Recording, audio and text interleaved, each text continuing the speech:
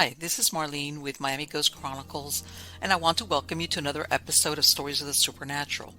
Wherever you find us, whether it's a video or podcast on your favorite platform, please like and subscribe to us so that you can get notification of when a new show is released.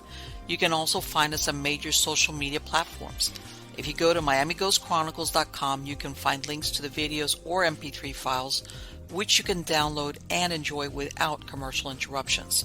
If you're into classic horror, ghost, and adventure stories, I narrate Nightshade Diary, and you can find links at nightshadediary.com. If scary stories are your bag, and listening to encounters with cryptids, ghosts, dogman, and other weird creatures sends a shiver up your spine, then go to supernaturalstorytime.com for links to our weekly podcasts.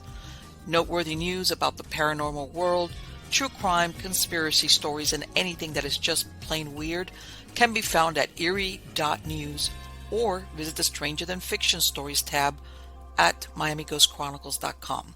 Please subscribe to my newsletter on Substack. Just go to mppellicer.com for a link. I want to thank you for being part of my audience, and I think you are all wonderful. Hi everybody, how's everybody doing? Good? Yes, I'm doing well. Hopefully, I've got a thunderstorm rolling in, guys. Remember, I live in North Florida, and hopefully it doesn't do anything to my internet connection, even though I do have a generator, but still, it can hiccup.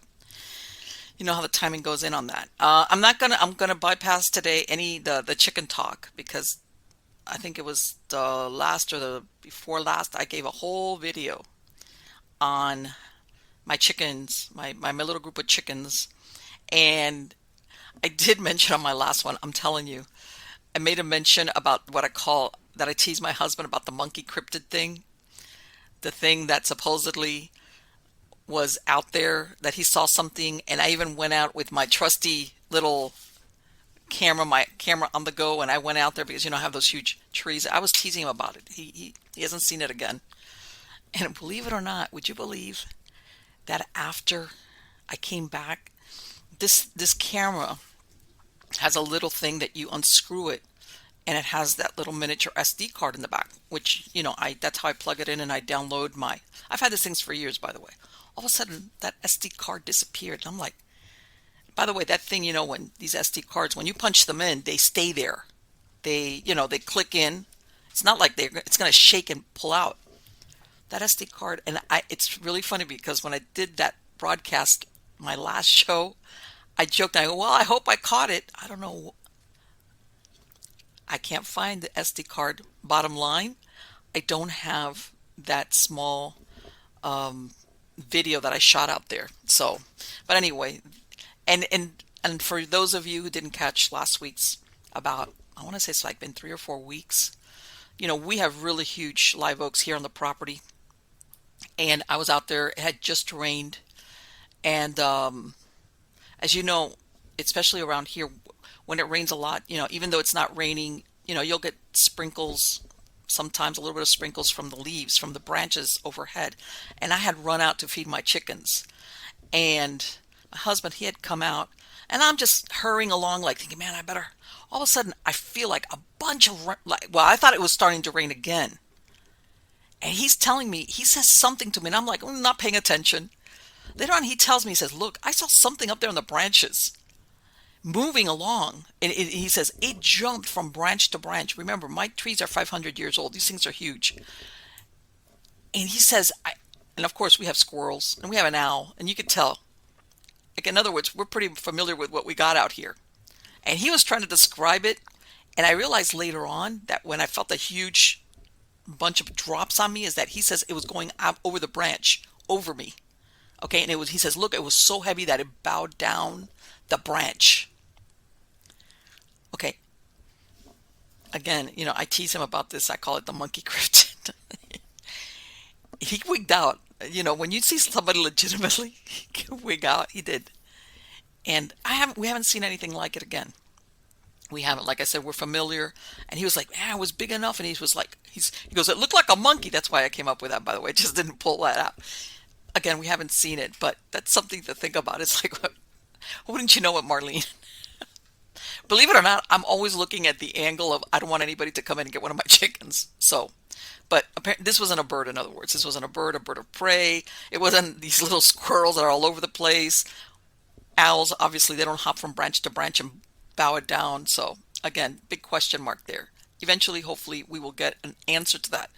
Also, I believe it or not, I was already, because it's already out in the stores, Halloween stuff. I hate it. I hate it, believe it or not, that so early that they're already throwing us into this thing about thinking of the end of the year. But anyway, I started thinking countdown to Halloween. So yes, this year I am going to have my live stream again for Halloween. All right. Also, now that I've settled down in this new place, what has taken me almost 2 years. I'm going to start going out to Comic Cons. When I say Comic Cons, whether they're horror cons, uh, Paracons, Comic Cons, I'm going to start going out to there. I'm undecided yet whether I'm going to put in a table and just see if I could sit down with some of you guys and get some stories, or if I'm going to end up going as a reporter for Erie News. I'm still up in the air about that.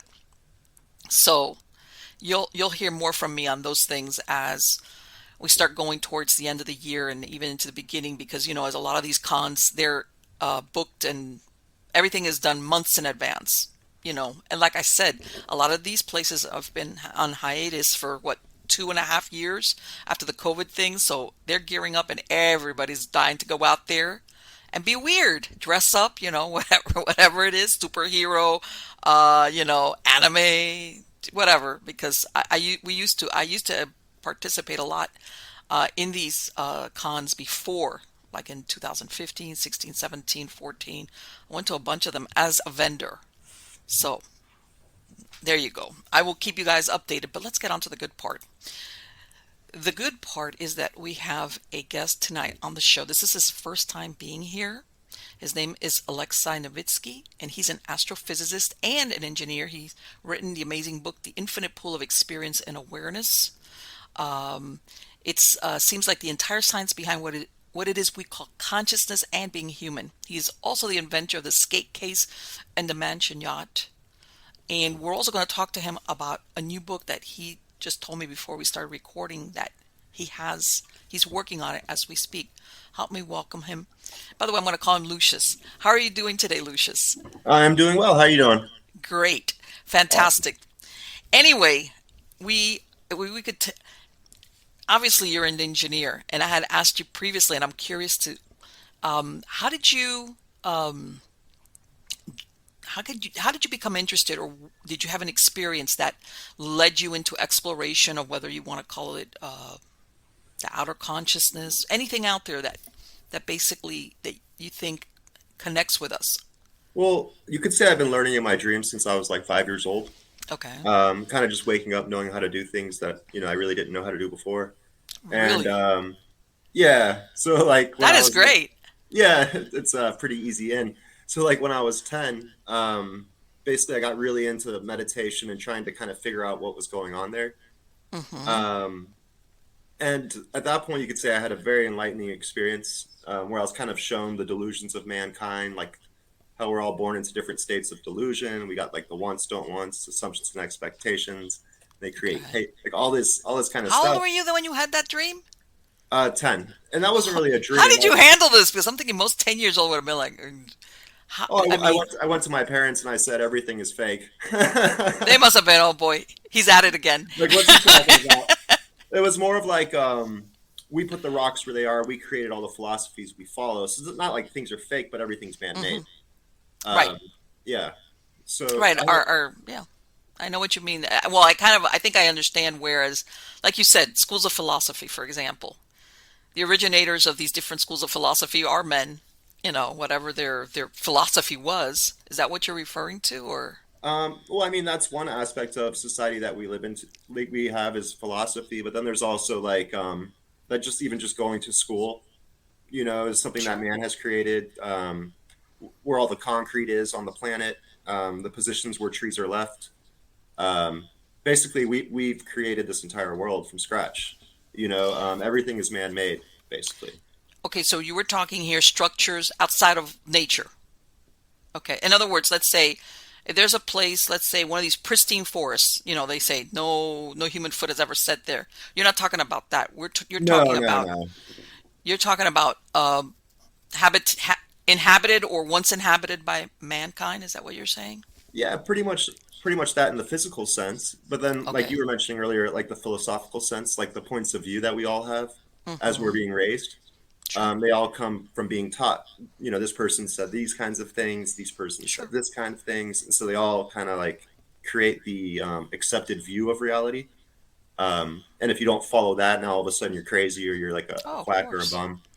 Something like you get what I'm You know saying, what? I hate to say this, but you're very much, and I'm going to say there's a lot of inventors, Galileo, I mean, among others, that they were basically, uh, they were sometimes killed or exiled because they didn't conform to what how they wanted, I guess the powers that be, I don't know, wanted everybody to believe, like, no, no, you're screwing it up for us, be quiet.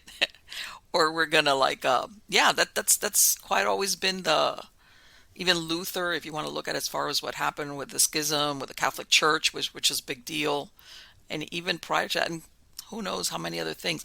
That let me tell you what, when you had that dream when you were 10 years old, was there a trigger? Was there something going on that you had that dream, or it's just one day that you had it? well, that one wasn't a dream. That was a very real event. Like sitting in meditation, literally like a vision of a being in front of me teaching me Okay. the delusions of mankind. I wouldn't call it a dream. So you were like like a okay, and I know what you're like lucid dreaming in a way. Were So you you could. like It's hard to say that's the case, right, but right. I know what you're saying. It's not like I dreamt, and I know what you're saying. But sometimes we have really wild dreams, but then when you wake up, it's like, okay, that was a dream. well, I was awake the whole time. Is kind of what I'm getting at. So like Okay, I fall into trances okay, pretty easy to the point where like okay. every single thing I'm even seeing in front of me will like almost fade away, and it's like Really? a lesson of some sort or something like that. Um, Wow.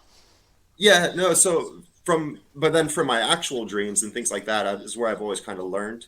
Um, and so like when I wake up, I know how to do things as easy You as know way to put what? You it. know what? Because the thing is that we only use, and the reason why I'm, how sometimes people have really vivid dreams, like when they're sleeping, and that sometimes stuff doesn't make, our subconscious mind, which is 88% of our mind, speaks to us in symbols.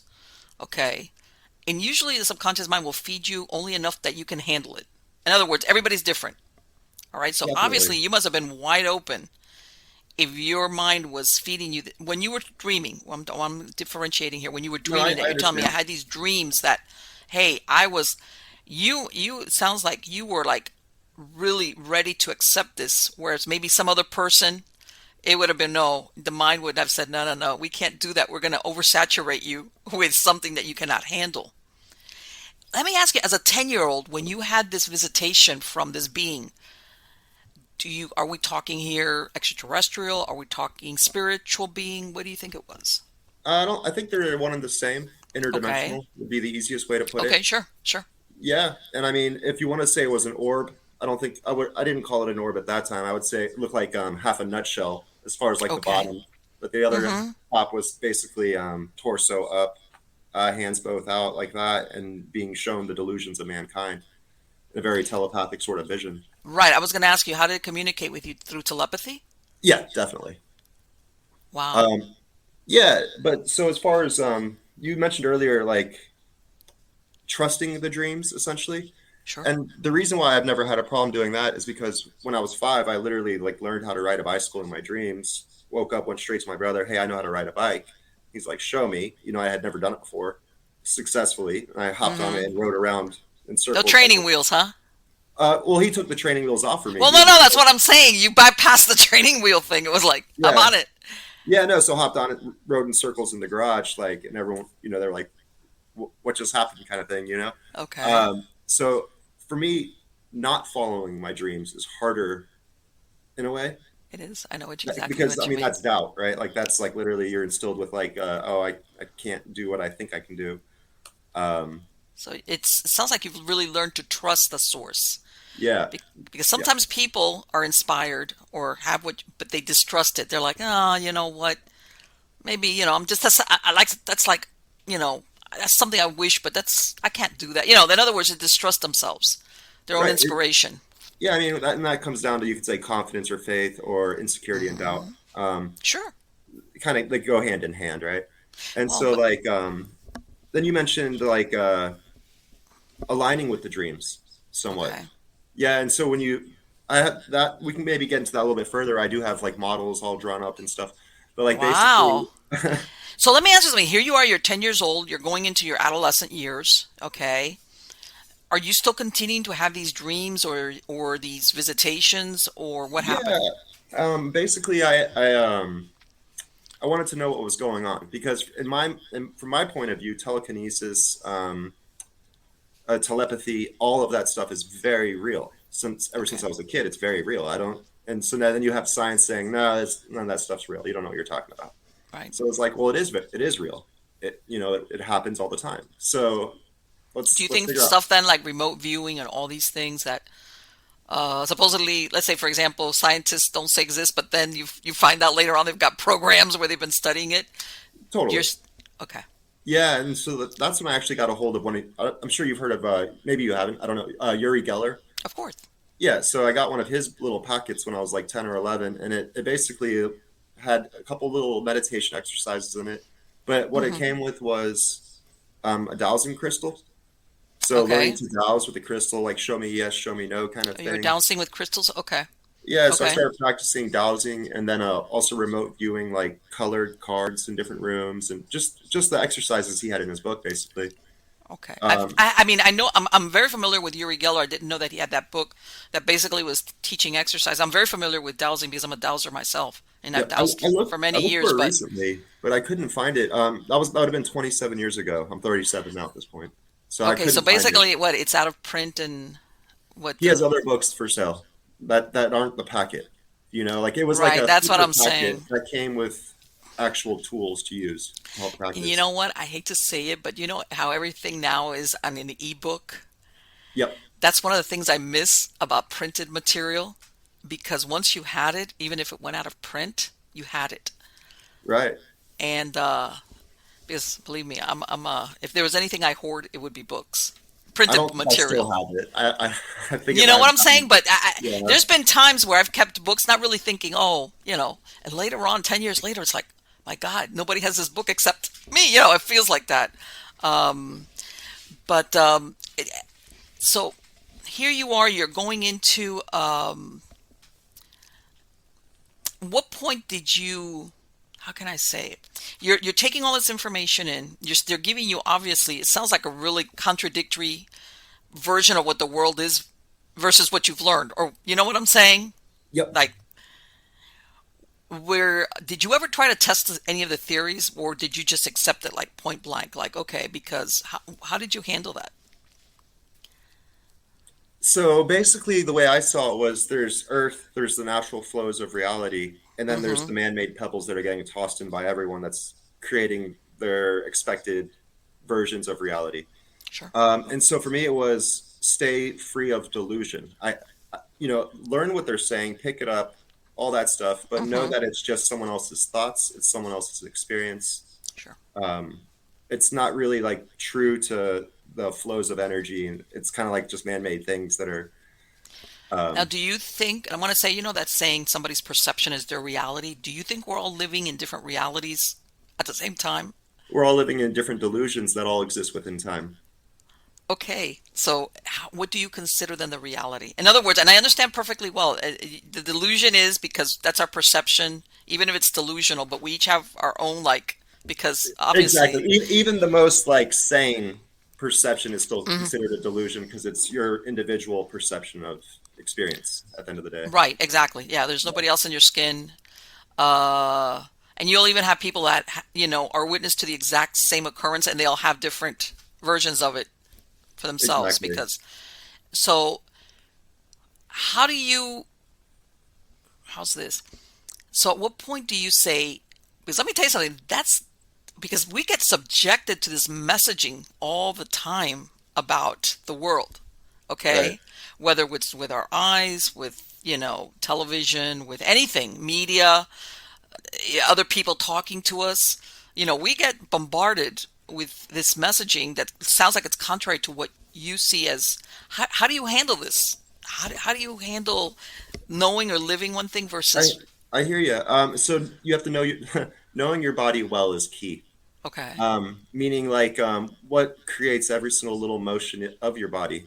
Like even if you have subconscious twitches and cringes, that Hmm. came from an outside thought of some sort. And so to identify where those outside thoughts are coming from, like even if it's just like, why is the color red making me slow down? Oh, maybe it's because man put all the stop signs everywhere, Sure. and so now red means stop, and red lights mean stop, and red means danger, and Right. It's um, conditioning. We're conditioned to the. yeah. So to be aware of your conditions is the first step, you could say, and then you Hmm. kind of somewhat retrain your mind to see things in a different way, to where you see it's just a projection of a man. Okay, that's just basically like the dog barking next door. They're just Hmm. ignore it.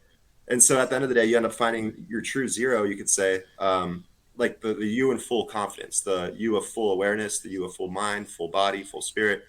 And from that point, you can grow, is an easier way Okay. of putting it. And so Okay.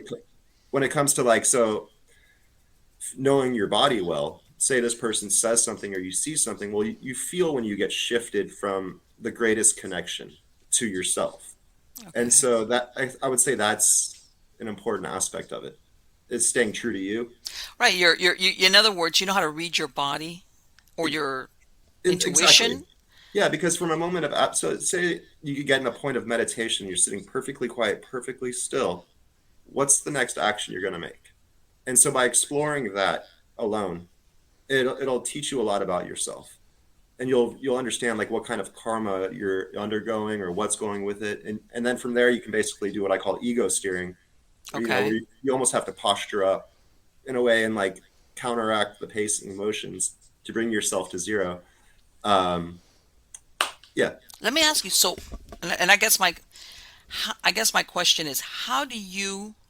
And I know you're talking about, but how do you maneuver everything when you've surrounded maybe at some point with people that are not where you're at? In other words, they're acting on the paradigm of, if you want to call them delusions, and you're like, after a while, don't you like it? Oh my God, how do you handle that?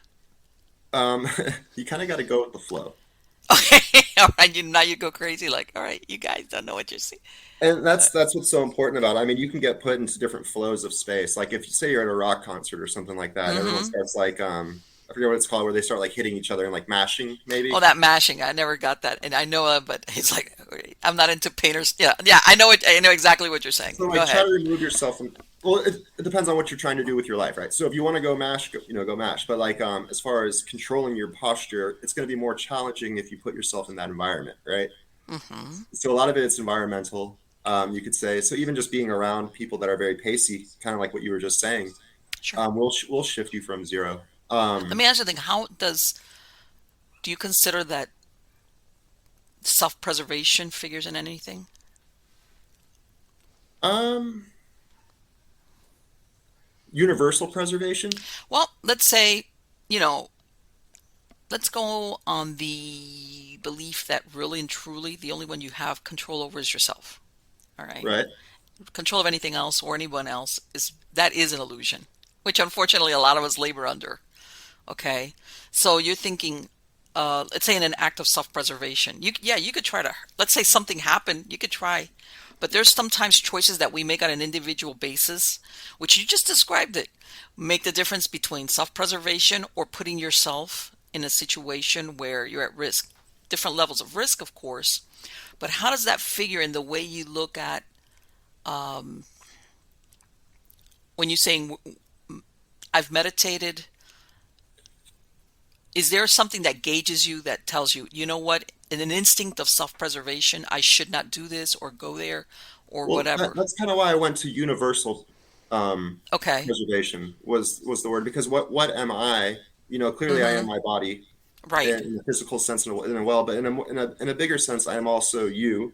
I'm also the Mm-hmm. people next to me, my family, my loved ones, the people I care about, my heart. And so far as like self-preservation, it's more of a universal preservation of like what creates me, Okay. in a way. But when you are part of the universe, Right. the universal preservation is key. Well, and I And guess what I'm universal, referring to is maybe your physical aspect. I do agree with you. I believe that the us, whether you want to call it our consciousness, spiritual, I don't, whatever you want to name it, that is beyond like a collective. It's part of. It's not like that individualistic thing that we got going on with the body, with a flesh suit, if you want to call it that.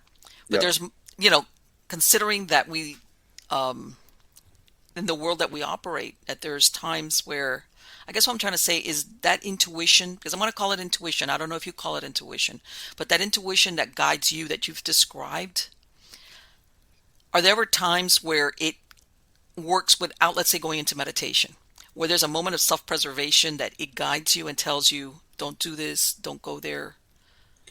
Maybe that is self-preservation, but I always Right. see that more as like a synchronicity. Like that's a Okay. synchronous that so it maybe it's a self-preservation from ultimately falling into a tighter spiral of delusion, one where I'm Okay. disconnected from the laminar flow. So like say if I were to do this, then now I have to basically undergo some type of karma or something of that nature. So Mm-hmm. instead go this way and is that's this is the way of the laminar flow. Like your greatest spiral within Okay. time. Now you said something about karma. How do you define karma? It's the spiral you're currently within. Like what creates your next action. Okay. Um, like say after this interview, for example, we're Mm-hmm. all going to have an action. Yes. Why? You could do anything out of all the different choices you could do. I mean, you could do infinite things. You know what? I want to stop you right here because you know what, and this is really no, no, no. This is really fascinating because you know what came to mind. I'm sure you've seen that movie, the first Doctor Strange. I don't know if I've seen Marvel or like Okay, Capcom. well, no, I'm not that much into the superhero, but I Avengers. really I've like seen them. I really like Benedict Cumberbatch. He's like, but he has this. If you haven't seen it, see it because you're gonna maybe you'll think of Marlene. There's this part where he one of his things is there's a scene where he sees all the infinite possibilities of a Yeah. moment. All right, and it's very interesting because what you just described was like, hey, that's Doctor Strange. This is great because, like you said, all right, let's say subsequent afterwards, of all the choices that you could make of what you're going to do or respond, as far as how you describe karma. Yeah, and that totally is basically what the deal is. I mean, if you're at a point of true zero, like Hmm. true zero, no mind, no, like mind, body, and spirit perfectly centered, and the universe is somewhat crystallizing around you, or you're perfectly at one with the flow, you can see all the different potentialities of experience that where you could go pretty easily. And maybe it's not the exact future, but it's like a 99.999%. If I do this, this is going to happen. If I do that, that's going to happen. Now, To where kind of like where you're going.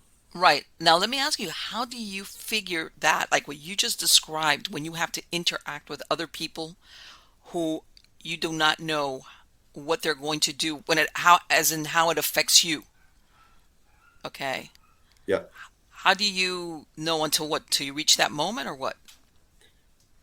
Basically, in order to even connect with someone, you have to somewhat jump into their delusion. So it's a merging of Wow, experiences. my God. That's Lucius. That's a big head game. You know that. I'm listening to you and I'm like, whoa. But it's great. Keep going. I'm like, And like the easiest way for me to describe that is like, and so every experience has a different length.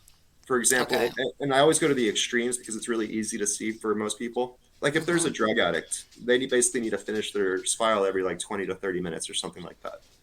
Okay. And so if you're in a bigger flow of space as far as like your line of sight, you can Hmm. easily look into the delusion of someone, see what they're doing, see how they react, and you basically can jump into their spiral of existence and help guide them to the bigger flows of reality.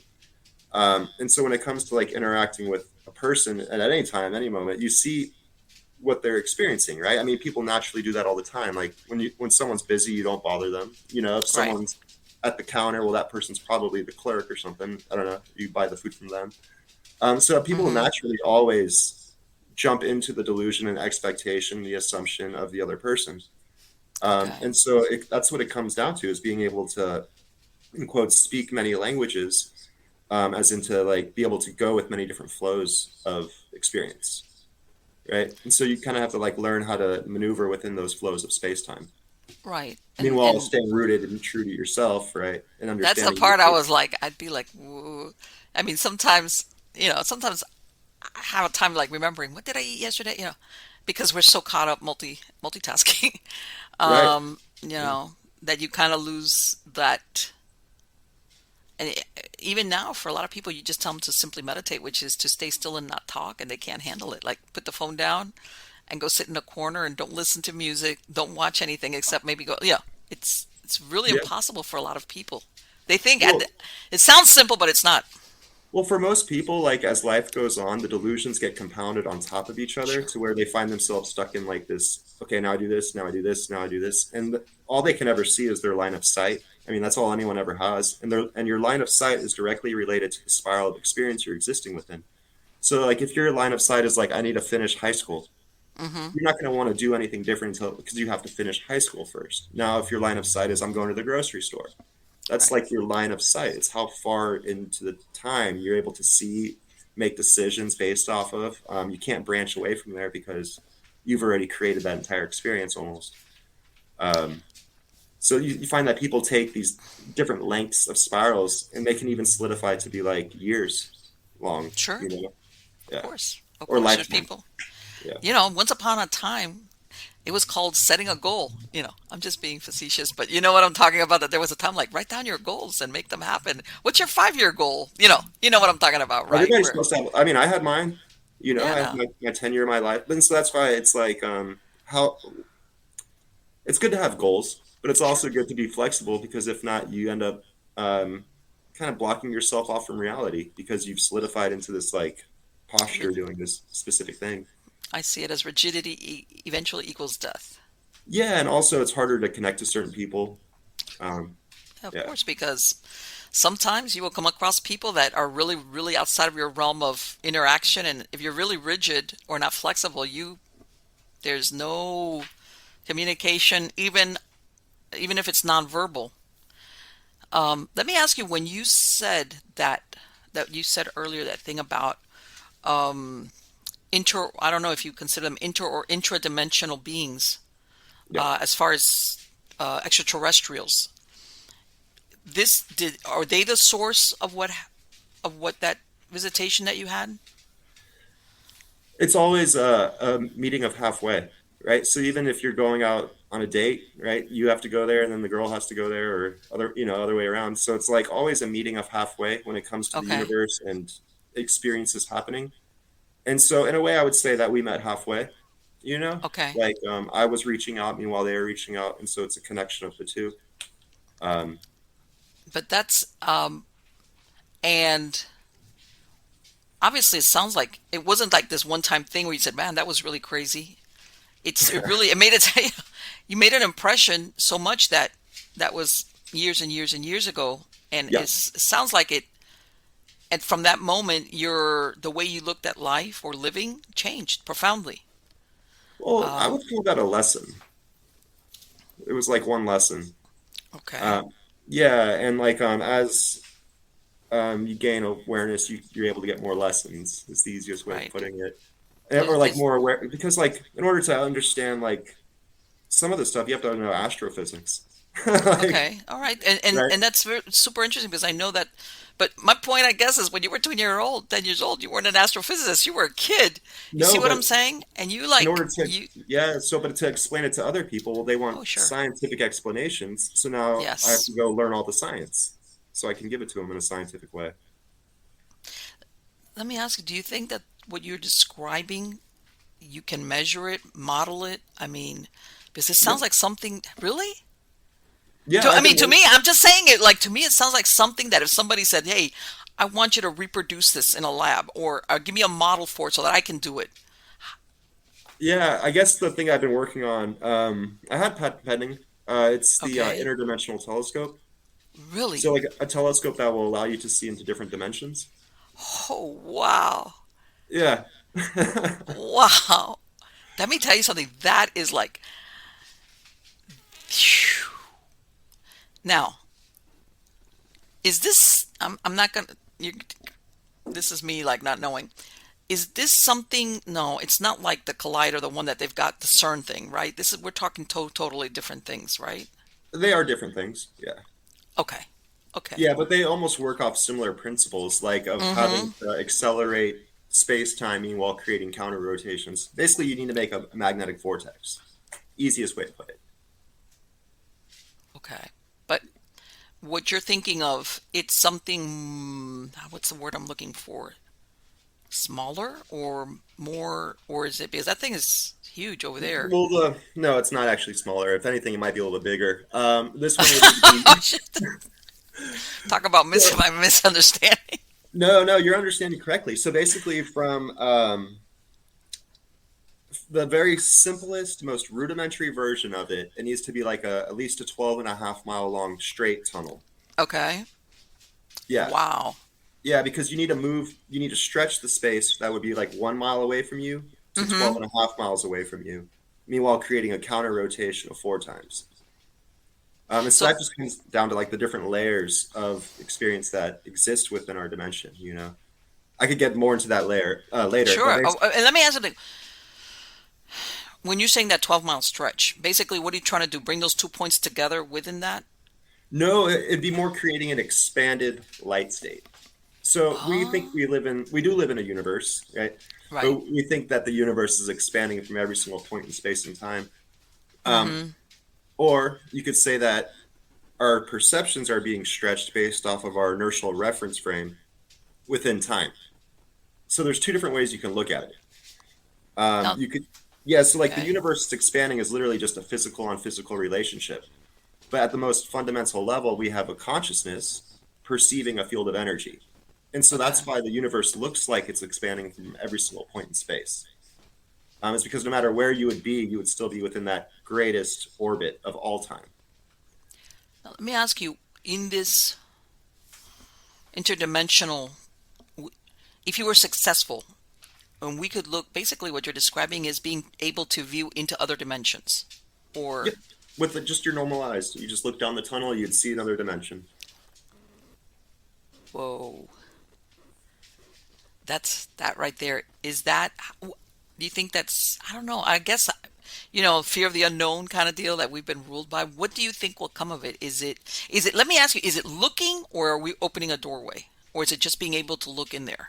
It's harmonizing two layers together, but it would turn off the second you turned it off. It would turn on the second you turned it on. And if they were looking through Mm-hmm. it, they would also see you. Okay. So All it'd be right. opening a doorway potentially. Okay. Okay. In other Yeah, words, I it's mean not like that you only one on our side. We'd be looking there, and let's say we would be exactly. looking at a landscape, whatever. You know. Yeah, no, it most likely they'd probably, it's I think that they would be able to see through as well. Oh, Whatever's on the other side would be able to look back. Yeah, for sure. what do you think? What do you think would happen, or what do you think you will see? Let's say because you. This is what do you think we'll see? The now future. So when you all depends. Are you looking into a less dense realm, meaning the now past, or are you looking into a more dense realm, meaning the now future? And so depending how far into time, in which direction you want to look, is what you would Mm-hmm. see. So you could either see like almost the Earth before humans were even on it, potentially, if you wanted to look at the past, or you could see the future of Earth. And it's not really the future; it's more of like a Earth in a denser realm. Um, Right. I know so what you're saying. it's That like that the that now it's like future. it almost sounds like. I mean, could this lead to time travel? Yeah, for sure. It's all within time. And so to do for time travel, you would basically turn it 90 degrees, like a 90-degree angle to our gravitational field, essentially. Um, be, Right. yeah, because if you're pointing the within the line, so say here's Earth, right, Mm-hmm. and here's space. Yeah. Density is towards the center of the Earth, less dense is up. But as Okay. far as the flow of time, like the flow of our four-dimensional experience of time, like our perception of time, that's related to tangential motion. So like the sideways motion. Right. And so basically by turning the device 90 degrees, now you basically have like a time machine. It's a No, machine that would. I'm listening to this and I'm thinking, I'm sorry, I'm going by all the Hollywood tropes is like the butterfly effect. I mean, Right. are we, I mean, and I know that this is Hollywood making up a movie, but is that a reality? Do you The think that if butterfly we effect? ever, well, that when they say about this time travel, that if you ever, let's say, go back in time and you did something to alter it, something that basically you would see the results of it in the future. Instant. Yeah, it's all instant because there's only one greater now. And Okay. so it would create ripples in the past, ripples in the future. Mm-hmm. Everything's like quantum. That's where quantum entanglement comes into it. Past, present, and future all overlap in the greater now, which is like the bigger circle of all that. So in Um, other words, it almost sounds like just watch it, but don't go there because it's like it would be almost worrisome what would come of it if we ever went, let's say, this is me making things up as I go, being able to go into a doorway into the past, let's say, like how yeah, would you, or by our very presence, or would that already have been part of that past anyway? You know, I don't know. you see what I'm saying? Is it like it's That's where almost I can't really speak on that. I don't know. The way I do see it though is like when we look into the future, it's not necessarily the future we'll experience mm-hmm, because we still have to experience four-dimensional, our flow of time until we get to that point. But during that process, the flow of creation is still moving over that point that you've looked at. And so right? it's almost like water in a river. And say you're a drop of water and you have an out of body experience. Now you're floating above the river. You can see where in the river you will end up going, Mm-hmm. right? But by the time you actually get there, a fish could have swam by and moved a rock or something like that. Sure. So I think that people can see the now future and the now past, but they can't necessarily predict the exact future or past because of that. Well, let me throw this one at you. As far as extraterrestrials visitation, I've heard the theory of that some of these ETs are our future selves coming Yeah, back in time, whether it's to prevent some catastrophe or harvest genetic material, name it. But that a lot of times what we're seeing is a future version of us. I don't, I don't know how far in the future. Do you think yep, that's a possibility? definitely. And I think that is very likely because of interdimensional alignments that occur. So Hmm. basically, if you wanted to consider that we live in a black hole and Right. energy is spiraling towards the center, we Hmm. exist at a certain layer a certain distance from the center of a black hole, but there's always energy constantly spiraling inward. Like the energy of your creation exists from the beginning of time in that sense, the very outer edge, all the way to the center of time. And basically, when you're properly aligned with that flow, you're able to pass information from those past and future lives. And so, yeah, I mean, if you're gathering information from a denser realm, Hmm. I mean, there's a good chance it's like your future self in that regard. So let me ask you that idea. You know how you always think of, how they measure distance, light years? Basically, what we're saying, it's not really light years as in travel distance wise. You know how they say by the light, the light years. Are we talking there intradimensional travel, which is not that idea of distance? I guess linear. It's Not a totally different. totally different. Yeah, I mean, and that's where it's like, is the universe actually expanding? How far away are the galaxies really? Mm-hmm. Because if you Okay. consider the now moment and your perception being manifested from a fifth dimensional vortex, Okay. basically the universe is being stretched away as matter is crunching to you. Okay. But then in the past, everything reverts back to normal. And so literally the galaxies are the space between atoms, but they're being stretched away. And so they get spread out. And so there's different harmonics of resonance that match up with human perception. Because we experience it's hard to discuss, but basically we experience a piece of matter twice per orbit, once in the future and then once in the past, as it Okay. orbits around time. Right. So our whole idea of space, time, and how far away things are is based off of our inertial reference frame. And if So you're orbiting a black hole, half of the energy is being crunched to you and half of it's being stretched away. But then as you leave that spot, the energy returns back to normal. So you have a stretching and crunching in the opposite direction.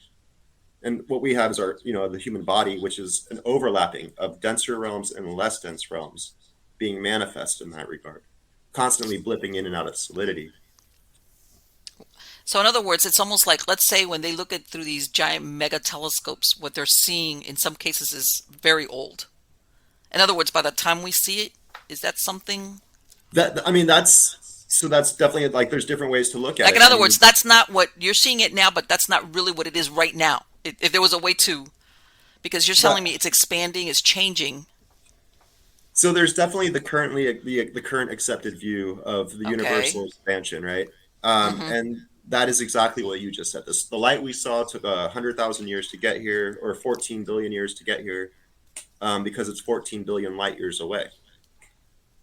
But everything is literally relative to your current position and your line of sight. So imagine if we didn't even have an Earth, we didn't have anything, we're just floating in Mm-hmm. space. All the Okay. matter, all the light that you see is literally in your relative frame of motion. You Okay. could all be traveling a million miles an hour. You could be traveling, 100,000. Like it's all in the same speed as you. And so when Okay. it comes to orbits within a greater center, literally our entire dimension is orbiting a greater structure. Like we see a distance away from the center of time. And so when it comes to actually perceiving information now, have you ever been in a gravitron? No, but I know what you're talking about. No, I Okay, look at that and I thought I'm going to come out barfing. So no, the I easiest know way, what you. I have drawings of all this stuff, but like the easiest way to see it is like the energy between you and the center is being crunched to you, Mm-hmm. and that's that same energy, that same fluid of experience on the backside of you is trying to get stretched away. So in Right. essence, matter is so this is as you approach in the future, matter is crunching to you and light is stretching away. And then as you leave that spot of perception, everything Okay. reverts back to normal. Because it's all about perception Perception. in relationship to an orbit. So we literally only perceive a certain dimension as far as distance from the center of time. And that's related to our alpha beta state of consciousness. Yeah. Slow and fast gamma, you're in a higher frequency, and then delta Exactly. and theta, you're in a less dense frequency. Right. Exactly. Which is yeah, a lot of the brain waves and stuff like right before you go to sleep, etc. Let me ask you, and this is a theory I heard about like maybe a couple of months ago. It's a little bit off of what you said, but you tell me what you think about this theory. I can't remember out of what university we were talking about. The theme obviously was extraterrestrial visitation, and he was saying that his theory was that, contrary to the belief that there's a gazillion million, I'm exaggerating here, of ETs that have come or are coming to visit us, that in reality, most of them stopped long ago. In other words, that based on his model of civilizations can expand only so much before they start to what I'm thinking of is before they start to collapse. That in other words, if there was a civilization on another planet, another galaxy, whatever, that was far enough to start doing interstellar travel, at some point they would stop because it would either be stop and conserve what we have, or if we keep expanding as far as exploration of other worlds, our civilization will collapse. And the theory was that in reality there's probably not even any ET visitation. But again, that's based on a theory of different from what you're saying. Well, definitely different than what I'm saying, but I mean, I know what you're saying. It's like societies get to a point where they become self-destructive almost. Like Right, so, like in other words, they expand, they grow, whether it's technology or whatever. right? But there comes a point that they outgrow their own survival. And they either have one of two choices. Either they stop growing and conserve themselves, or they keep going and then it collapses. No, I hear what you're saying totally, and that's why just to kind of continue on that train of thought, Mm-hmm. they always kind of go circle back to that's why it would most likely be artificial intelligence if it were to have Ah, survived to that next layer, right? Like say, because the species might pass away, but our AI is still exploring space, okay. building other AI robots and doing all that kind of stuff. But that is thinking about it differently than what I was just talking about for sure. Right. Do you think then, as far as let's go with the ETA, do you think they're strictly AI, or are we talking biomechanical ETs? Whether they're being sent as emissaries or workers or scientists, or are they strictly AI? That Oh, I mean, I don't think they're AI though. I think that they're no? Okay. interdimensional. Yeah, They're interdimensional, and I'm going to say organic as in non-AI, whatever right. their organism is. Because, and then this is the thing, we get, and I'm sure you've seen it, we like they send out explorations to the moons of Jupiter and this, and they're like, it might be habitable because we think there's water underneath the surface. But I'm always thinking this is life as we know it. But that doesn't mean Yeah. that there's another form of life that could survive and procreate or whatever under circumstances that for us would be, forget it. There's no way we could survive there. So some, Totally. Yeah, no, I mean, like all over the earth, there's extremophiles, right? And they can go into any different, like, so you have beings that literally live off chemical reactions within rocks already on our own planet. Like, so hmm yeah, life doesn't stop at the edge of in my opinion, right? It just keeps right, going. Um, every single little nook and cranny on earth is filled with life. sure. Yeah, But also let me ask you, do you think then that the ETs that come here, they don't necessarily have to be like our life form. They of could course be not. Yeah, yeah, no, they could be like, the further from earth you go, the less likely we will even be able to hmm recognize life because it's so okay. unearthly. It's just Sure. so out of our understanding of what that's life. Like we didn't realize that was Yeah, life. that's actually right. That because Yeah, of course we only, we can only conceive, and I understand that. I mean, I think that is so you think then do you think there's more than one type of ET that interacts with us or has interacted with us? potentially, but I think at the end of the day, it's all source, meaning like very interdimensional, straight from our orbit within time. So like we live a certain distance from time, right? And hmm so basically, they would be most likely denser creations or less dense. Okay. Yeah, Do you think I'm gonna because everybody asks, do you think that they're observing us, friendly, unfriendly, or what? What do you think? both. Okay. Yeah, definitely. I wouldn't say, I don't know if they're necessarily observing us, but they're definitely connected to us because we're all one within this giant field of energy at the end of the day. And Okay. then as far as like good or bad, well, there's good and bad all over the place. Right. Well, I think yeah. that the less dense realms, meaning like the outer realms of experience, are more Yes. harmonized than the denser Okay. realms. But that doesn't mean that there couldn't be some type of like evil intent out in those lesser dense realms. Evil as we understand it. Exactly, evil as we understand it, like good and bad. Yeah. Right. Exactly. And and I've discussed this on other shows. And by the way, I'm not abject. I'm not saying evil is good, but we have a moral compass that sometimes we would say an ET or whatever would have that we could say, well, they don't see things the way we do. We would call them evil, and it's like, no, not necessarily. They might do something that we perceive as being evil, but maybe for them, they don't. Their moral compass is totally different than ours, regardless of what the effect is upon us. All right. And I say, it's a bad comparison, but let's say a lion hunts down and kills a gazelle. Some people go, "Oh my God, it killed the gazelle," but the lion wasn't being evil when it was killing the gazelle. It was doing it It was for trying to survive. survival. Yeah. Exactly. Yeah. So, and I know it could. I mean, we could get into. You're hoping that if it's advanced enough, if we're talking an extraterrestrial civilization or species that can visit us or interact with us, that it would be so far advanced to say, let me take it easy on these poor humans, Maybe, or they because just see us as like an anthill. oh, see, you're going there, huh? You're going there. No, but I mean, it's part of create. Like, it's part of life. Like, they've been around forever since the beginning of time to the end of time. Like, it's not gonna. Do you think we'll I'll, ever be doing that? Do you think we'll ever be visiting other we're already civilization visiting other species? worlds. Yeah, I mean, like, and we're already somewhat taming animals as well. Like, I've got my cat, and someone else has a dog or whatever. Like, we're already like domesticating animals and visiting other planets. hmm Yeah, so I would say if we went to another planet, there's a good chance we would try to domesticate the animals. Sure, sure. Yeah, I mean, Well, especially if let me ask. You said that you were working on a book now. What is yeah. that book about? The one right now is called Mind, the shifter and Okay. reorganizer of nodes. And basically, it talks about how the various states of your consciousness interact the fields of energy as matter is being manifest into our experience. Okay, let me ask you, do you think then what are you saying as far as manifestation? As far as our thoughts?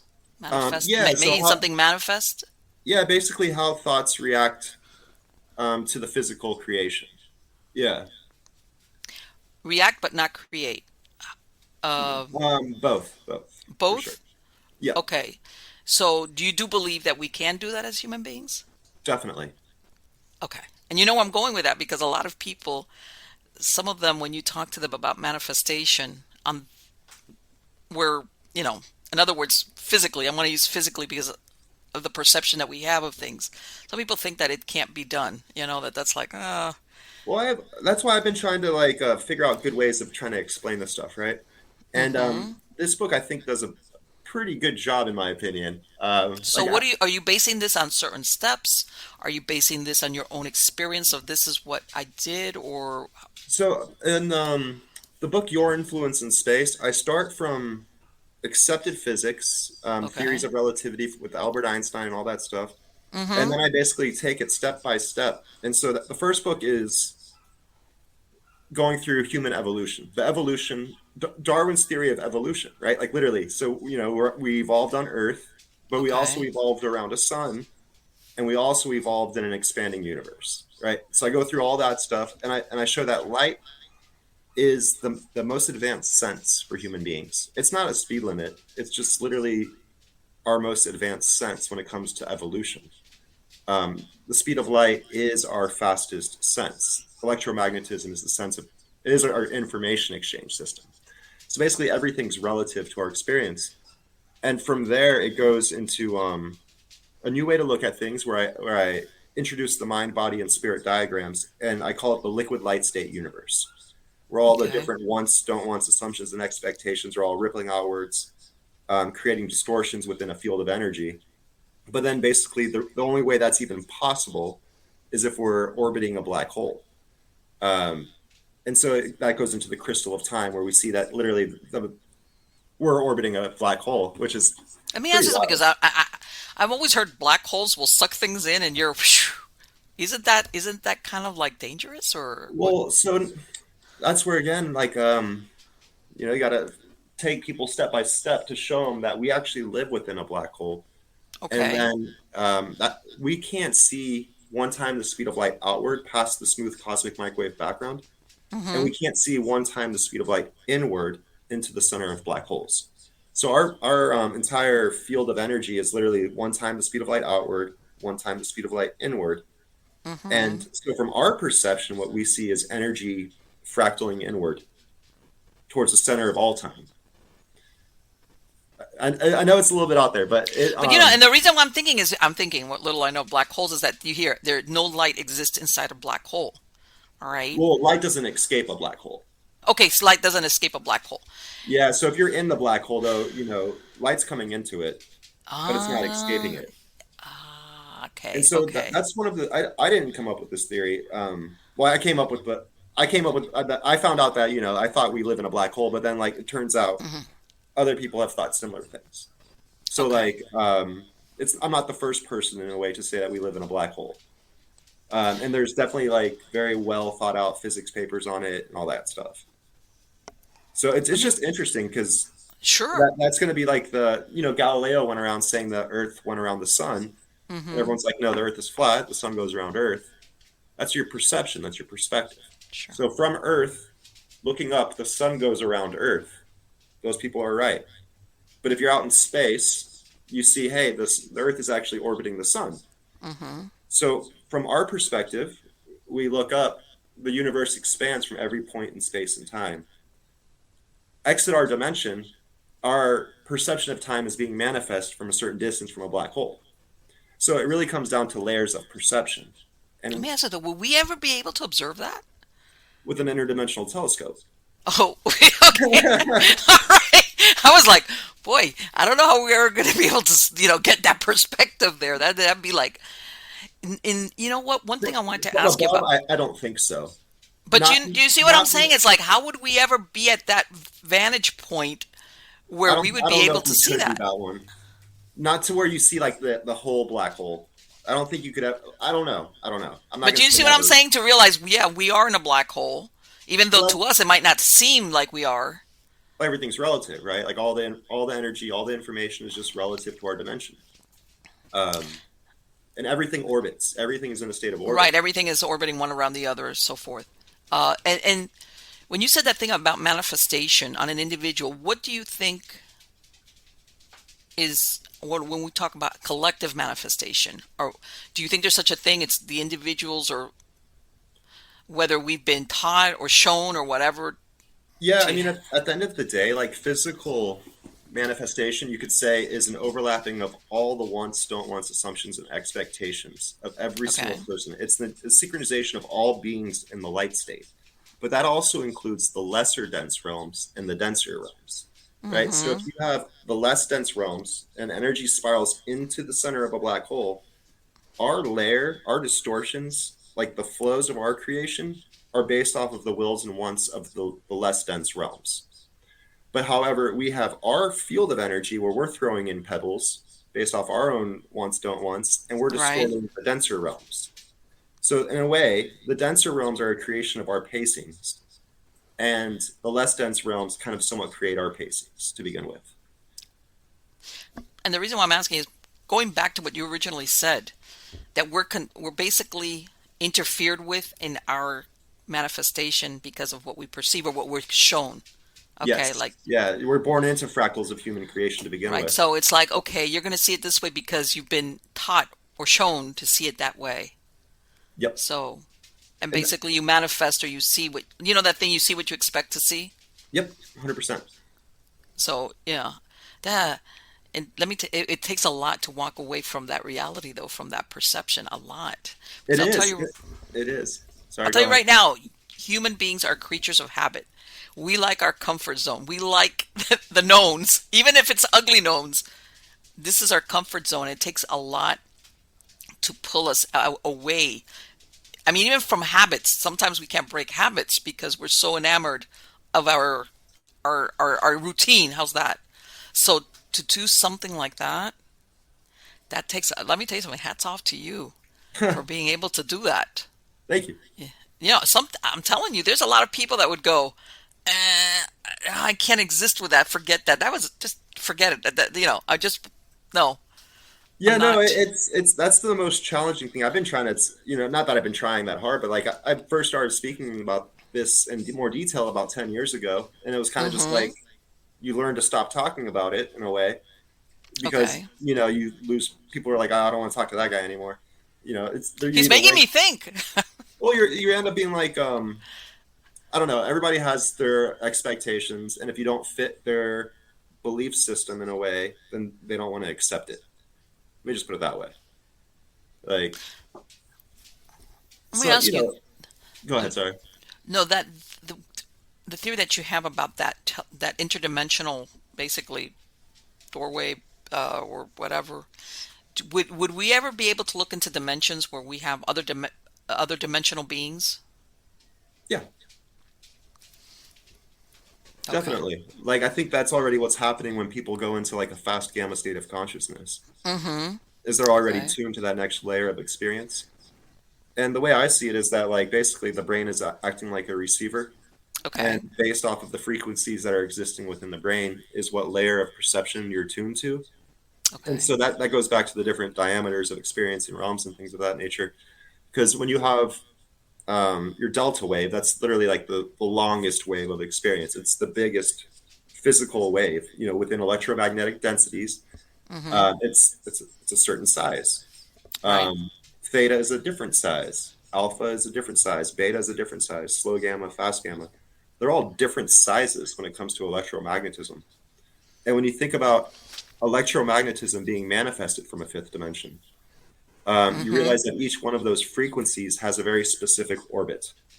Okay. So the delta would be the biggest orbits of creation. The theta is one step in, alpha is one step in, beta is one step in, and each one of those is harmonizing with different fields of experience. And so basically, that's kind of what gives us the hint already that the denser realms are related to that 80 harmonics is within human experience because when people have near death experiences or they do DMT or something like that, they have fast gamma waves going off in their brain. And Right. that's when they have out of body experiences. That's when they're connected to angels. Right. That's when they're speaking in a way to the next dimension. Right. They have that NDE, and you know, I'm sure you've heard of, you know, that they've done studies where people will witness things because some people will say, well, no, they were overhearing things, and Yep. Some NDEers will describe conversations or other people in other rooms that there's no way that they could Oh physically. yeah, like the people are having out of body experience. Like from what I've seen, the people are having legitimate out of body Hmm. experiences. Yeah, they're witnessing an event that is not next to them in any way. Totally. Which also, and I know, and well, in this case, it's being produced because they're having a near-death experience. Something's happens to their body. That basically it's about to.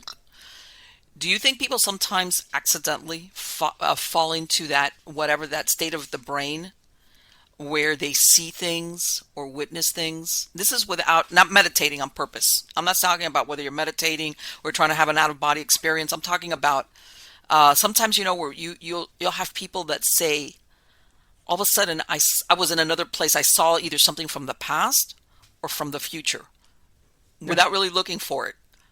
Yeah, and I think that's when if you were to harmonize to a different layer of creation, you would be seeing something like that, either the now past or the now future.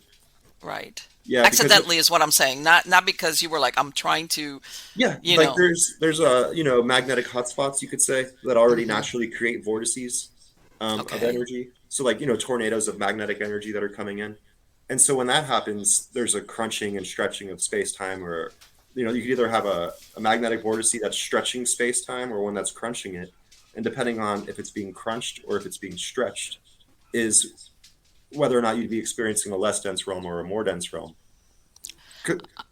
Yeah. I'm sorry. Go ahead. Go ahead. No, oh yeah, because it's all based off of electromagnetic densities in that regard.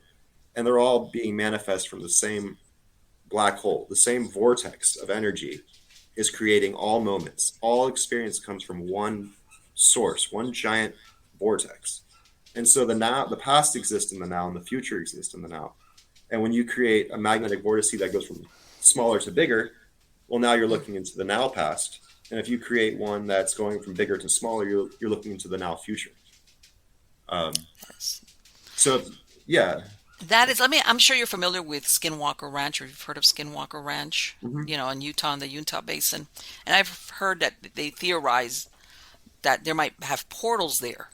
Do you think that's a possibility of having portals that exist without being created? Well, and that's the thing too is what is the depth of, like that's where I used to not really understand when people would say portal. It's like, oh, it's this physical portal, right? It's like a Hmm. portal, but it's all consciousness in that sense, to where it's not necessarily like a physical portal. It's more of a harmonizing field, Right. to where that layer is being harmonized to our layer. And so natural portals exist all over space and time in that regard. Right. So So I yeah, understood it to be as where interdimensional beings, whatever they are, could cross over, and definitely. that they're there. Maybe Yeah, we couldn't see them, but in other words, as far as we know, they weren't created. They're there. For all we know, they were created by something else, but we just don't know it.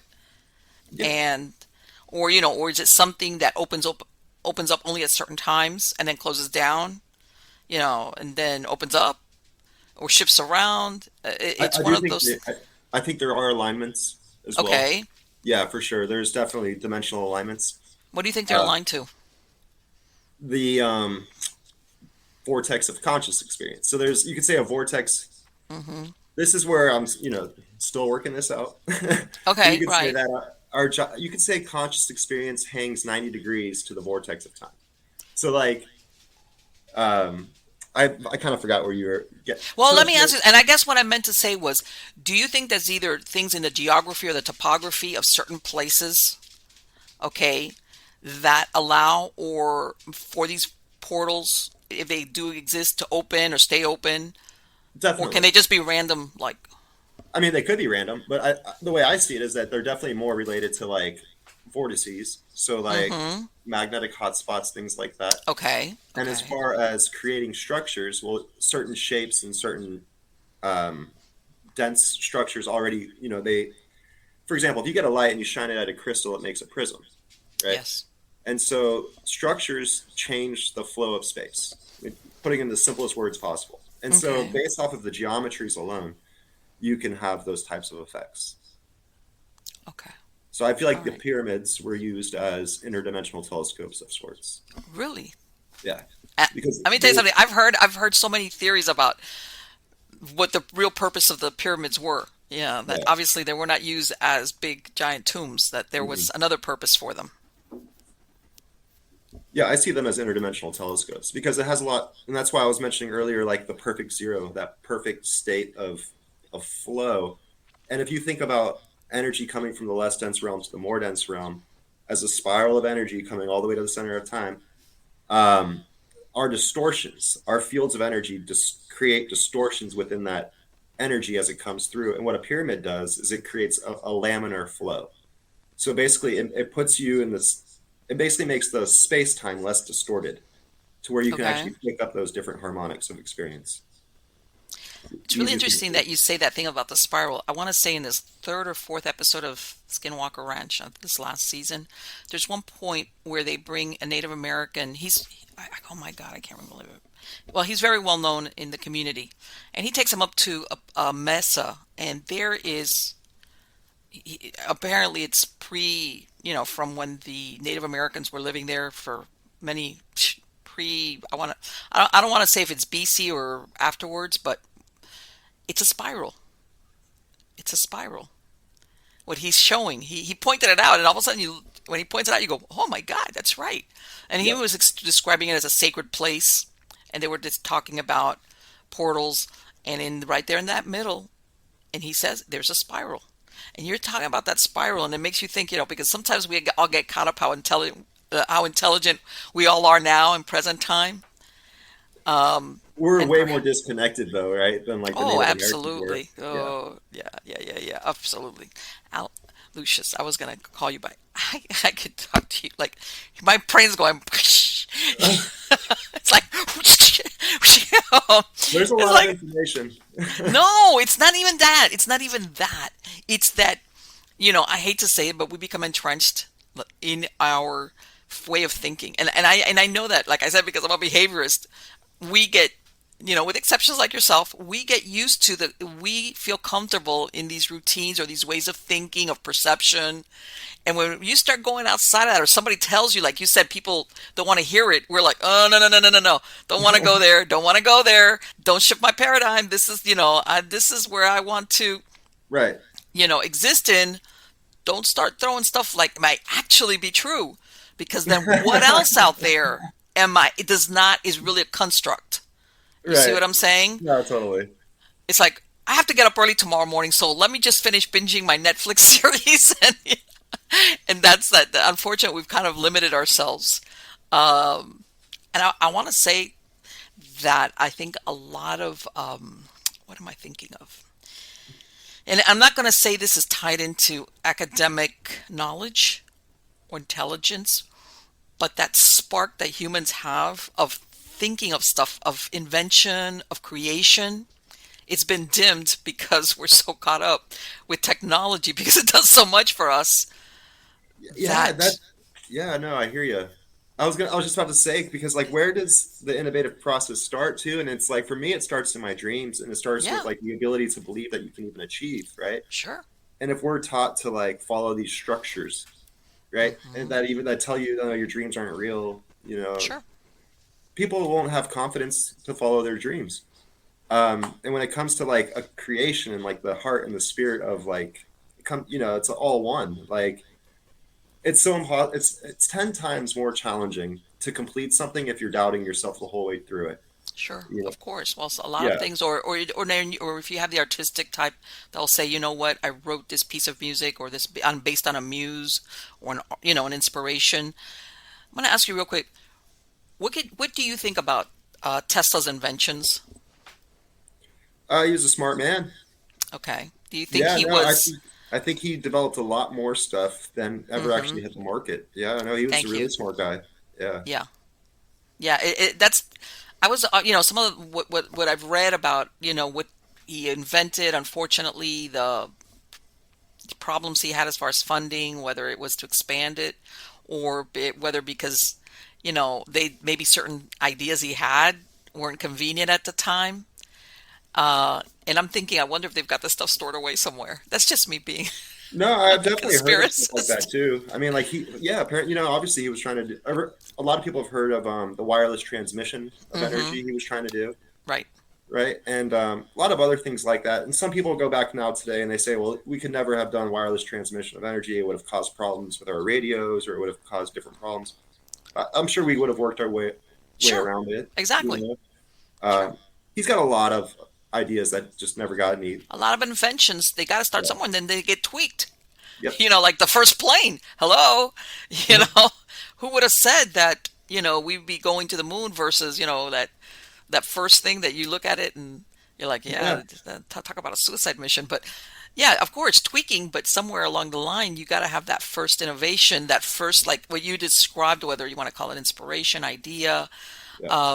and We need to be and willing to think outside the box, oh, right? of course, and you have Yeah. so many people that, and I can testify personally that when you come out of sleep, sometimes is when things come to you. Yep. That where all of a sudden that you're like, man, wow, why didn't I think of that before? It could be the simplest thing, by the way. I'm not talking about something really deep, but it's almost that moment that your brain actually, whether you want to say pulls it out of your subconscious or pulls it from somewhere, the Akashic records. We can go anywhere with that, okay? But it's such that your brain is open to receiving that information or figuring it out. Yeah, what's interesting about that too is sleep. Because you were talking about actually earlier, like how you have to kind of have a good connection to your dream world. Hmm. I forget how the actual way you phrased it, but it's so much related to that. Yeah. And I feel like when we sleep, we get pulled closer to our true center, Yes. because our egos are somewhat removed, right? And so when you talk Exactly. about creation within the fluid of this vortex, our egos are always like pulling us away from our true center, right? Oh, So sure, because I was a practicing hypnotherapist, and one of the things is that I had a lot of clients that wouldn't go into REM sleep. All right, and I right, tell them the thing about the REM sleep is that that's when the critical factor in your subconscious and your mind goes down. That critical factor is the one that talks to you. Oh, that's BS. How could that be? All the stuff that chatter when you're asleep, especially when you go into REM, is when that quiets down. Okay, yep, and you go through your experiences and you either discard some, pull it in, and because I had clients that would say, "Oh, I sleep," but they really weren't going down into REM level. And I mean, a lot of things come with it, but yeah, as far as that being the time where your mind opens up, like you want to say, like a flower, and for some people, it's sometimes your subconscious will talk to you through symbols in a dream, and other times it's just like what you said. You get that idea, that knowing, that aha moment. God, countless people's. It is at that time when you sleep that yeah. that So, happens. so if you're yeah, exactly. So if you're far, this is just how I like to say it, right? So if you're far Hmm. away from your 0 point, basically you're not gonna get to a lucid state in your dream, because Okay. basically your mind's gonna turn off. You're too filled with your own ego, Hmm. and your subconscious essentially will control your dream world, and it'll pull you back towards your 0 point. But if you're already close to your 0 point when you go into the dream, now you have the potential of being lucid. Sure. um, and so when it comes to just that natural energy of creation spiraling inward towards center in a black hole, the energy first hits outside, and then it Okay. hits closer and closer to the center. And so when you compare the orbits of your experiences, remember I was saying like delta would be a certain size, Sure. theta would be a certain size, alpha and beta, and they get smaller and smaller towards the center. You notice that energy of that's drifting inwards, creating all experiences, first actually interacts with delta and theta, and then Hmm. it goes into alpha beta, which is our awake state, and then it continues on to slow and fast gamma world. So like the energy of creation itself literally hits dreamland before it hits wake state. Yeah. And that's the Yeah, thing. And we even have even certain musical beats that will put us into it, whether it's alpha wave or beta. As far as I tell everybody, you want to go, these, well, when we were, more people were going to movie theaters, these big blockbusters that would have that you were immersed in it, that beat really would put you into that immersive state right. into the movie because it's changing basically your brain waves. Because we respond to certain beats. Most usually, the closer to a human heartbeat is what will put us there. But yeah, like you said, it's God, yeah. For my podcast listeners, Lucius, what is the website that they could go to find out more Oh, I information have about you? luciuslabs.com. And So that's that's spelled how? LOOSHESLABS.com. Okay. And I'm going to put a link to in the credits of the show. Wow. Let me tell you. What do you go to sleep and put a notebook on the on your nightstand or No, no? no. I try. So that's where I've kind of somewhat trained myself too, right? To like have keep everything stored inside, almost like memory. Like Okay. so, like growing up, we didn't have cell phones that had everyone's numbers in it, right? Absolutely not. How many people still remember phone numbers today, Yeah. When you right? ask So I most feel, people what's their phone number, they'll go, yeah. right, like they don't even know their own parents' phone number, like or their brother or their Hmm. sister's phone number. And so for me, it's always been like I've kind of noticed like we're becoming less talented in a way in Of that course, sense, like where absolutely we are. yeah, so like you don't need to know as much. You don't even know how to like you don't even need to know how to use a map because you can just hold your phone and follow the blue line. I'm not saying Yeah. so No, I but it you know is. it is a problem. I've noticed my map skills have diminished since the iPhone. You know what I'm saying? Like so I'm sure that's the same for a lot of people. Hey, you So tell people, do the long division. They look at you like, what? let me get my Yeah, because, calculator, right? Like yeah, exactly. Give me my yeah, calculator. How about your multiplication tables? right.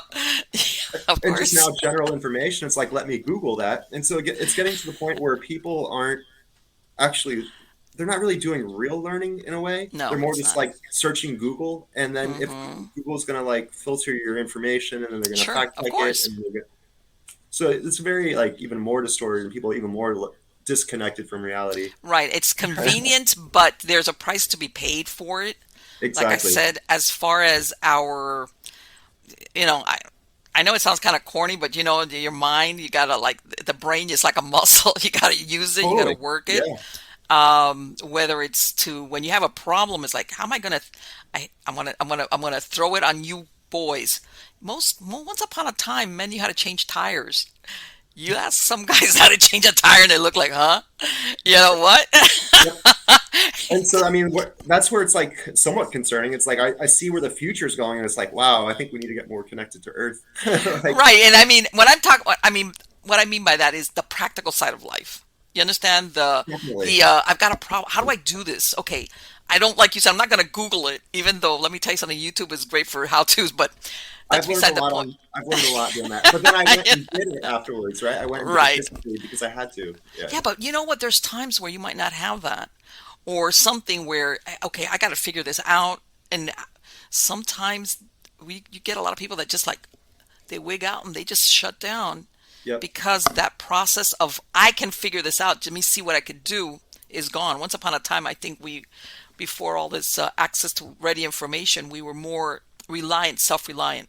Yeah, we had to figure stuff out. We had to Totally. figure the stuff out. It was like, Yeah, like one oh, person. That's why I always consider myself like the jack of all trades, but an expert of none kind of thing. mm-hmm. Like I've really tried to like become the expert of all trades, not just the Yeah. jack of all trades. You know. Well, and I want to say that not all skills have to be monumental. How's that? Right. It it it's Good just enough. like, what is it in your life, whatever your life is, whatever your life circumstances are, that you figure stuff out to help you survive or protect yourself, or just, hey, I'm going to think of something so that I can water my plants better. Yep. Thinking outside, that saying, thinking outside the box. A lot of us are very in that box. It's like, don't take Definitely. me I out of mean, here. that's what they define the word innovation to be is thinking outside the box in ways that result in Hmm. change, though. Because if you're just thinking outside the box and it doesn't result in Right. anything, then I don't know Oh, if that's really productive thinking. or that, well, I guess the point is, if it solves your problem or your challenge, that's all really Mhm. that matters, because really that's what you want. I want to solve this, whatever is going on, or that I anticipate this, and maybe these are the materials I have, and how am I going to figure this out? All right. Definitely. Yeah. And I think from there, and then you gain in confidence once you figure that out. And I think that's what a lot of innovations in the past were based on of, you know, where after a while, people gained confidence and they were like, okay, if I could do this and I could do this, then let me go beyond that. Yeah. Because what you think is possible turns out, what was it? Oh God, what was it when they did the 4 mile in a minute, the runner, and then the doctors were saying that was physically impossible for humans to do it, and then once that runner did it. I can't remember his name now. Then a And bunch of people started doing it. a high school student did it. Yeah, no, like I think we're limited by our expectations and assumptions. Yes. Yeah, Because exactly. yeah, no, I mean, if and I always throw out the if because I know that science hasn't really fully like proved it, right? And everyone's very materialistic nowadays. So it's Hmm. like if our physical is literally the overlapping of mental projections of wants, don't wants, assumptions, and expectations, then like oh, I forgot the point I was actually going to make just now. Don't worry But you were about it. oh, No, no. limited by your assumptions and expectations. Yes. Those literally are what work the fluid. Those longer waved waveform type of thoughts are what work the fluid before it comes into our wake state. So literally, Hmm. our ability within awake state is determined by our assumptions and expectations. Do you think that our expectations will also pull circumstances or people into our reality? Yes. And we're talking here synchronicity. Yeah, You that's know, part of your light state exactly. So that's part of your synchrony. Totally. Yeah. it's been great. I have loved speaking to you. That I want to wish you the best of luck was on great. your project. When do you expect that you're going to be releasing the book? I already have the infinite pool of experience and awareness out. I also have the Hmm. physics of love out. Mind, the shifter and reorganizer of nodes will probably be out by the end of the month, next month. Oh, okay, soon. All Yeah, right.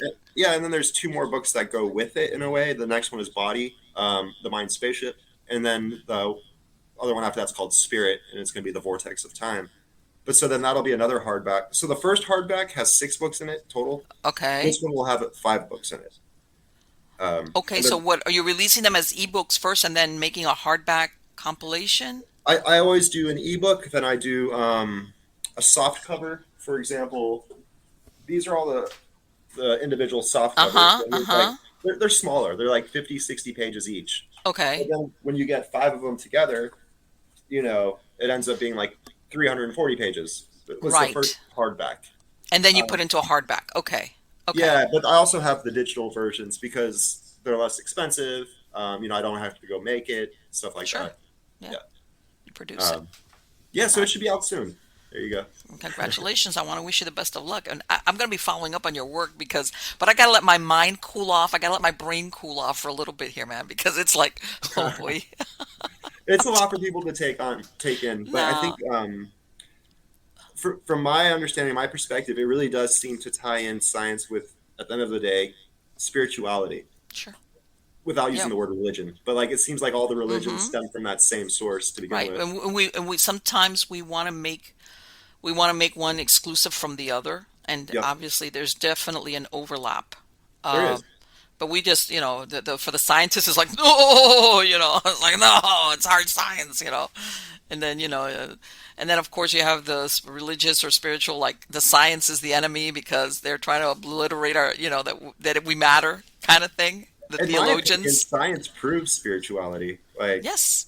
Well, now, I want to say there was a time though, maybe when science was really getting up and going, where they were like, you know, if you were religious or spiritual or whatever, you're like, oh, yeah, you well, poor they're still like superstitious that. I fool. mean, most scientists are still like that, right? Like, Yeah, you I know. can't say certain words. You can't say It's using like, certain. oh, Yeah, don't say that word here. Like, oh no. No, yes. totally. Are you one of those? You mean you can? Yeah, yeah. And I understand totally what you mean as far as, but no, I think that definitely is an overlap. There's areas that are exclusive one to the, like, but like that Venn diagram thing where they overlap. There's a thing there where There's they that oval in exist. the middle, right, where the two circles work together. Totally. Exactly, exactly, and they complement each other, like you said. Uh, Yep. and of course, we as humans are everything. We're not just Within our physical. world, right? Like we think we're amazing. No, I'm just kidding. Like we are No, we amazing are, and beings. we Yeah. are, we are. But Yeah. We but are. that's so much. It's like you said, we are outside of the ego thing. How's We're, that? we're, we're part of a bigger structure too, though. That's all I can say. Sure, We are of amazing course things, we but we're are. part of a system. You Yes, know. yes, we are. Yeah. Which sometimes that's why I'm saying when you get the ego out of the way, Yeah. then you can accept that, with even within that larger consciousness, whatever you want to call it, there it doesn't diminish your importance though. Yeah, yeah, because we kind of Oh, of have that course not. individualistic thing, like, you mean I will cease to exist? It's like, no, not really, and maybe at some point it won't matter to you.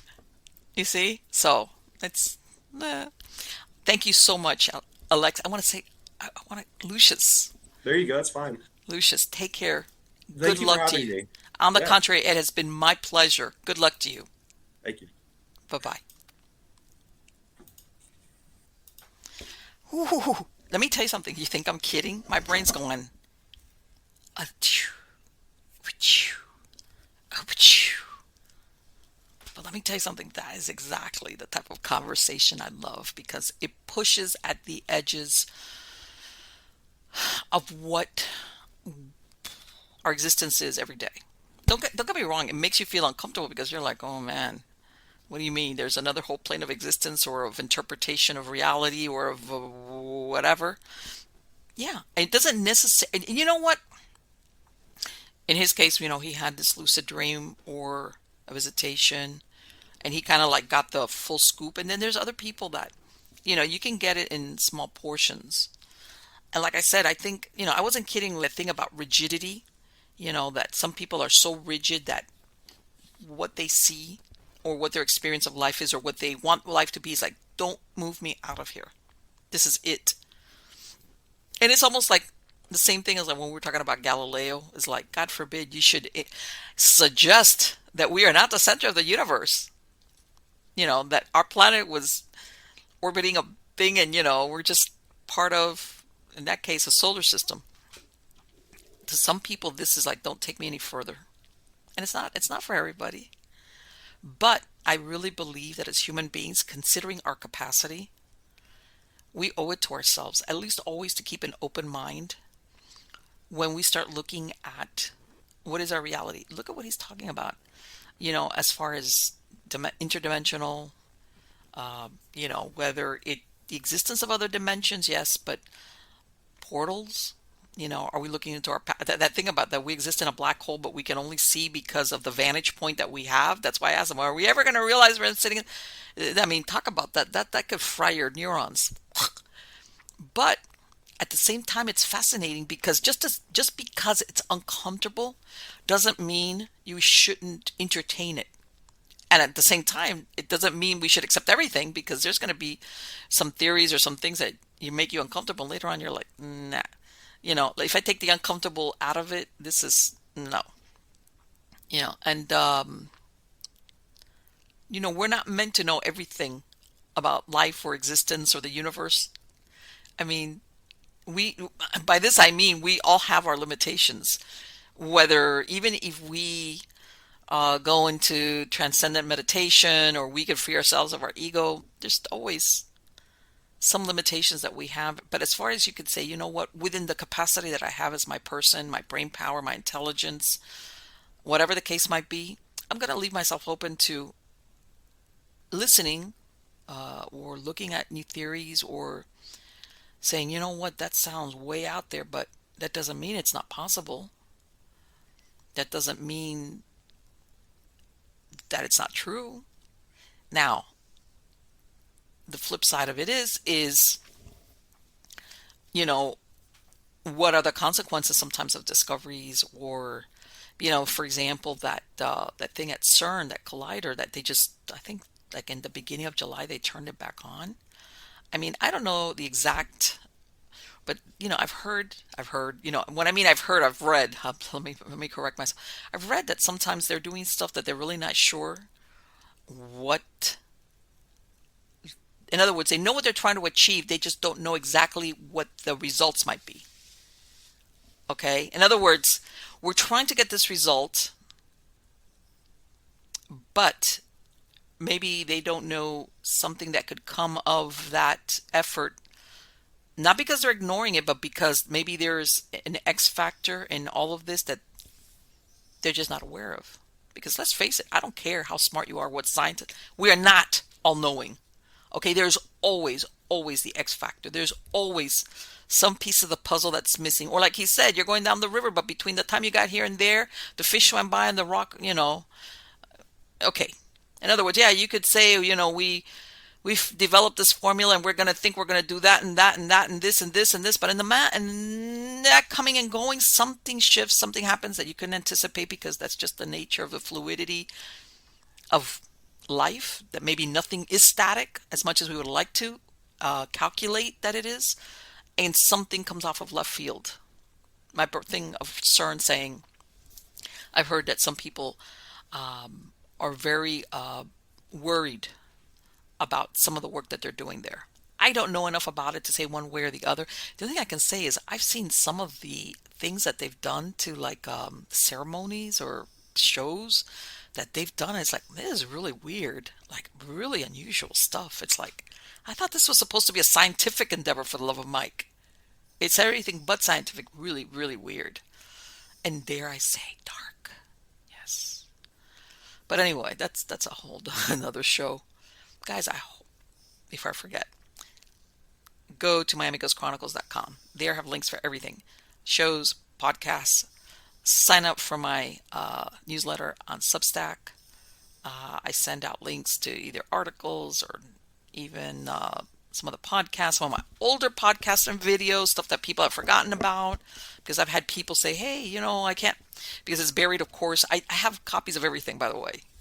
Videos, MP3s, and video links, and the actual video. And a lot of these things have dropped off sources, and I've had people sometimes ask me about it. So that's why on Substack, about maybe once every 10 days, besides the other links, I send maybe an old video from maybe 5 years ago on some interview that was really good. And, and anyway, Substack, sign up for my Substack newsletter. And again, if you go to miamighostchronicles.com, if you go to mpellicer.com, I've got the links to shows, the podcast, which you can listen to the browser or download the MP3 file. That version, of course, the ones that you get from me are without commercial interruption. If you link over to any of the different podcast platforms, whether it's Spreaker, iHeartRadio, iTunes, or whatever, Amazon, you're always going to get your advertising stuff going on there. If you want it, no interruptions, go to my website and listen to it on the browser or download the MP3 file. All right? And by the way, people have asked me, yes, I'm still working on my book 3 of the Sybil Chronicles. Wow. I'm telling you, it's it's try to talk about multitasking, a lot of work. And I know that sometimes, they say don't be too critical of when you're writing, but sometimes the more you write, the more critical. And it's not so much the grammatics of it. It's just the idea that I'm looking at this and it's like, I want to be original. I don't want to come up with stuff that is like, I don't want it to trope. The version of some other book or story or movie. I'm really looking at this, not as the writer, but as the observer, saying, I got to come up with something just different, maybe familiar in some things, but totally different. And believe it, that's time consuming because not per se a writer's block, but it's where you think of that idea and then you're like, unfortunately, you dissect it too much and then you're like, no, you find too many faults with it and it's okay, but what if I do this? And also I'm, coming up with monsters. And when you're talking supernatural horror, it's very easy. It's very easy to fall into certain tropes because, and even though this is featuring, you'll see Dracula of all things, I'm really going off on left field on that. Totally different. So I'm working on that, guys. I got a lot of great guests coming on, so come back every week. And I'm telling you, I've either whether it's a returning person, like I said, sometimes years have gone by between our last conversation with them, or brand new, like Lucius, the mind bender. I've got a lot of interesting people lined up, so come back and thank you for spending this time with me. Take care.